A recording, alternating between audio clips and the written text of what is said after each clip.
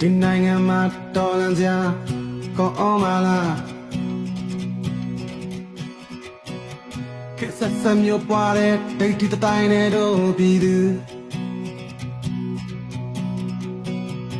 ဒီတန်တရားခါကမှရန်ငါပြတ်ကြစို့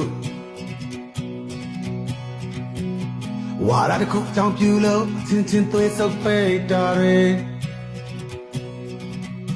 မြတ်တာတွေရရောအဲ့ဒါမှကမြဲတာတတ်တဲ့တော့နိုင်ငံမြတ်တာတွေရရောအဲ့ဒါမှကမြဲတာတတ်တဲ့တော့နိုင်ငံဒီရဒီမြေလူအိုတွေစာအုပ်စိမ့်ကြီးနဲ့တူ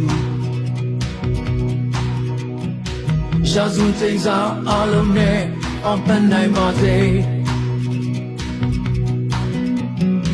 တို့ရတူမှာအာနာဟာဘယ်သို့လမ်းပဲဘူး You are the sister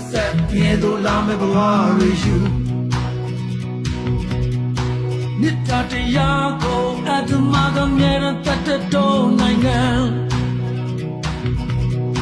မြတ်တာတရားကိုအာရမကမြဲတတ်တဲ့တော့နိုင်ငံဒါနာဆုံးပြရမယ်ဟဲ့ဒီနေရာတရားမြတ်တာလို့လက်ချင်းမတွေ့အားလုံးရဲ့မြေ